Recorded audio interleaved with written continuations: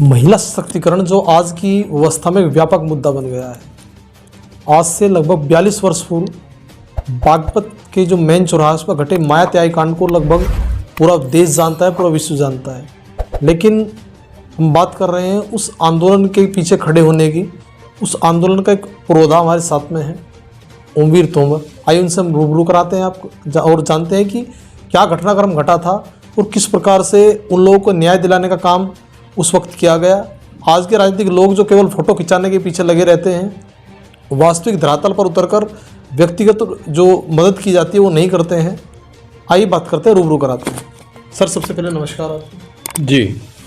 अच्छा, मेरा सबसे पहला सवाल आपसे है, आपकी कोई राजनीतिक महत्वाकांक्षा उसके पीछे नहीं छिपी हुई थी? आपने जिस तरह बढ़ चढ़कर इसका मामले में मदद उन लोगों की, ऐसा घटनाक्रम आज से पहले विश्व में ना कहीं देखा गया और भविष्य में ना हो, इसकी पुनरावृत्ति होनी चाहिए। आप किस तरह देखते हैं कि आज की व्यवस्था में और उस व्यवस्था में, पुलिस व्यवस्था में, राजनीतिक व्यवस्था में क्या अंतर था? असल में उस वक्त हमारी पीढ़ी ज़्यादातर राजनीति में एक बड़े उद्देश्य के साथ शामिल हुई थी। उसके पीछे ये लक्ष्य तो हो सकता था कि हम लोग भविष्य में एमएलए एमपी बनेंगे, लेकिन उद्देश्य उसके लिए फिर भी बड़े थे कि हम लोग बड़े परिवर्तन के साथ राजनीति कर रहे थे। और उस वक्त जो हम लोगों की पार्टी के बड़े नेता थे वो सब बड़े नाम वाले, बड़े सम्मान वाले और बड़ी पहचान वाले नेता थे। पार्टी के मुखिया थे चौधरी चरण सिंह, और उनके साथ देश भर के जो बहुत सम्मानित नेता थे विरोध पक्ष वाले, वो उस ज़माने में राष्ट्रीय लोकदल में उन्हीं के साथ खड़े थे। माया त्यागी कांड के सवाल पर हम लोग प्रथमतः उद्देश्य ये लेकर के लड़ने गए थे कि वो एक नौजवान बेटी के सम्मान का सवाल था, और वो सम्मान का सवाल हमारे उस इलाके में घटित हुआ जहां हम लोग पैदा हुए, जहां हम लोग शिक्षा पाए और जहां से हम लोगों ने राजनीति की शुरुआत की थी। तो प्रथम उद्देश्य यही था कि महिला के सम्मान के विपरीत, महिला के सम्मान को बहुत चोट पहुंचाई गई थी प्रशासन के ज़रिए, पुलिस के ज़रिए। तो वो एक आत्म सम्मान का सवाल था और एक चेतावनी भी थी हम लोगों के लिए कि हमारे इलाकों में पुलिस इस तरह से किसी महिला को अपमानित करती है तो राजनीतिक साथियों के लिए ये जिम्मेदारी बनती है कि वो उसके खिलाफ संघर्ष करें। तो सौभाग्य से वो जिम्मेदारी निभाने का प्रथम अवसर मुझे प्राप्त हुआ और मैंने उस पर अपनी जान की परवाह किए बिना उस सवाल को लेकर के पुलिस से टकराने का काम किया। तो वास्तविकता में उस दिन हुआ क्या था? लोग जानना चाहते हैं कि उस दिन हुआ क्या था जो इतना बड़ा घटनाक्रम उस दिन घटा। आपको पूरी जानकारी इस मामले में? असल में पुलिस ने जिस दिन ये घटना हुई, पुलिस को उन लोगों के बारे में कोई जानकारी नहीं थी। अलबत्ता बाद में कहानी ज़रूर बनाई गई कि वो अपराधी थे, लूट के दृष्टिकोण से यहाँ आए थे। ऐसा कुछ भी जानकारी उनको नहीं थी। उन्होंने तो सिर्फ शराब पी रखी थी दो लोगों ने, और माया त्यागी को कार में अकेले बैठे देखे हुए वो जेवर पहने थी, शादी में छोटी बहन की जा रही थी, तो उनको ये लालच आ गया कि इसके पास जेवर बहुत है और इसके जेवर को कैसे लूटा जाए। इस लालच में उन्होंने उसके साथ छेड़छाड़ प्रारंभ की। उनके पति ईश्वर त्यागी और उनके साथी देवेंद्र गौड़ और दूसरे साथी एक राजेंद्र थे, वो तीनों आ गए। पुलिस को वो जानते नहीं थे। उनमें मारापीटी हो गई। मारापीटी के बाद उनको जब ये अवगत हुआ कि ये पुलिस वाले हैं, पुलिस वाले उनसे छुड़वा करके थाने में चले गए। उनको जब ये जानकारी मिली कि ये पुलिस वाले हैं, तो उस सूरत में उन्होंने वहाँ से स्टपनी छोड़ के खिसकना उचित समझा लेकिन दुर्भाग्य से उनकी कार स्टार्ट नहीं हुई। कार में धक्का लगाते वक्त पुलिस ने उनको बेरहमी से बिना चेतावनी दिए मार डाला और लड़की को पूरी तरह से कार में से खींच के उसके कपड़े उतरते गए। वो अंदर को खींचती रही, पुलिस वाले बाहर को खींचते रहे। इसी बीच वो पूरी तरह से नंगा हो गई और बेशर्मी, बेहयाई और बेगैरत की इससे बड़ी क्या मिसाल हो सकती है कि दिन में 20 साल की एक नौजवान लड़की को सरे बाजार खींच के पुलिस ले गई और उसके बाद झूठी कहानी बनाने का षड्यंत्र पुलिस ने किया कि ये अपराधी थे भी तो किसी नौजवान बेटी को जिसका अपराध से कोई रिश्ता नहीं है, क्या सरे बाजार दिन में नंगा करने का किसी को अधिकार है? नहीं अधिकार है। इसलिए उस वक्त चौधरी चरण सिंह ने उनको 1 महीने के बाद की चेतावनी दी कि यदि पुलिस के खिलाफ कार्रवाई सरकार नहीं करती है तो हम इसके खिलाफ बड़ा आंदोलन चलाएंगे। उससे पहले बताते हैं कि आपके ऊपर बर्बर रूप से लाठीचार्ज उस तत्कालीन जो थानाध्यक्ष थे उनके द्वारा किया गया था। मैं जब प्रतिरोध पे गया अपने 30-40 साथियों के साथ, तो मुझे थाना अध्यक्ष डीपी गौड़ ने चेतावनी दी कि आप यहाँ से चले जाओ। मैंने कहा मुझे चौधरी चरण सिंह जी ने भेजा है, महिला के सम्मान का सवाल है, मैं इस सवाल पर आपसे जवाब तलब करने आया हूँ। जब तक आप मुझे इस सवाल के का जवाब नहीं देते, मैं संघर्ष करने का इरादा बना के आया हूँ। मेरा संघर्ष इस सवाल पर, मैं गांधी जी में विश्वास करता हूँ, अहिंसा में यकीन रखता हूँ। हमारी पार्टी अहिंसावादी है। मैं अहिंसावादी दृष्टिकोण से इस सवाल पर संघर्ष करने आया हूँ। धरने जुलूस के जरिए, भूख हड़ताल के जरिए मैं यहाँ से जाने के लिए नहीं आया हूँ। इतना कहने के बाद मेरे ऊपर पुलिस ने पीएससी लेकर के भारी लाठीचार्ज किया।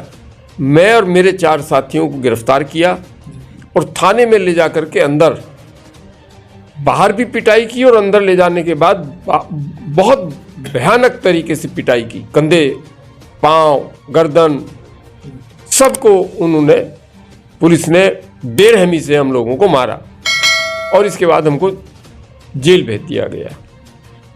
जो महिला थी उसको जो मेडिकल हुआ था उसमें भी कहीं परिवर्तन कराने के प्रयास किए गए थे। मेडिकल कराने के लिए पुलिस ने तमाम प्रयास किए, तमाम साजिश की, लेकिन मैं इस वक्त नाम याद नहीं है महिला डॉक्टर का, उसने ये कह दिया मैं इतनी भयानक अपमान की हुई किसी महिला के सवाल पर पैसे की कल्पना भी नहीं कर सकती हूँ।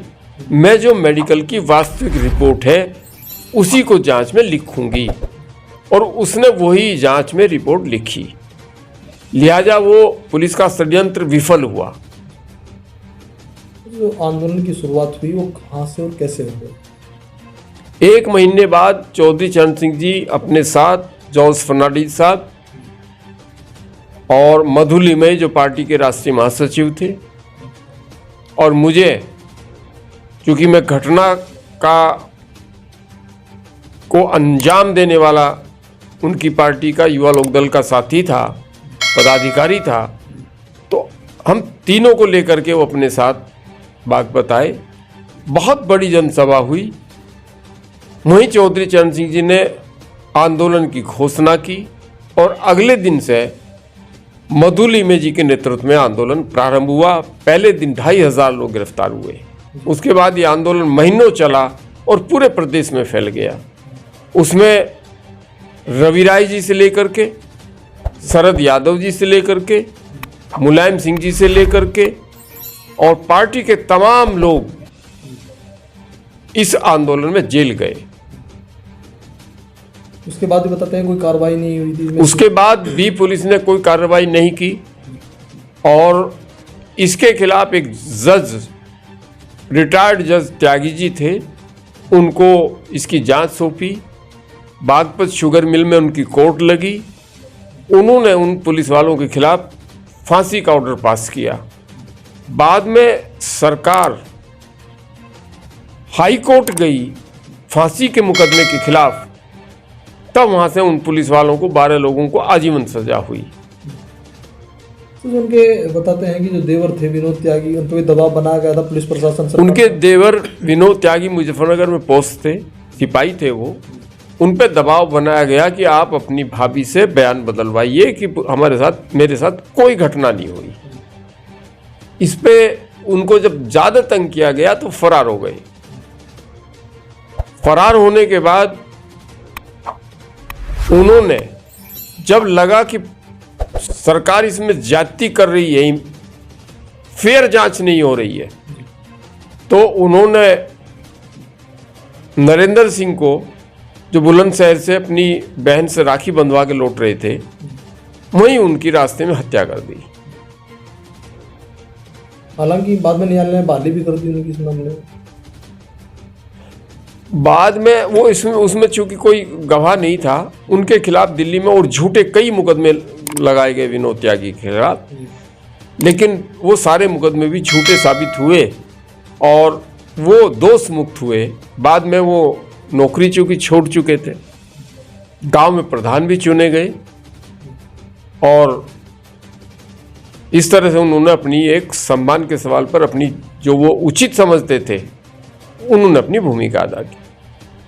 अच्छा, माया त्यागी वर्तमान में भी गुमनामी का जीवन जी रही है, उनकी वास्तविक स्थिति मैं बहुत दुख और अफसोस के साथ कहना चाहता हूँ, मैं करीब अभी 3-4 महीने पहले माया त्यागी जी के गांव में माया त्यागी जी से मिलने गया था।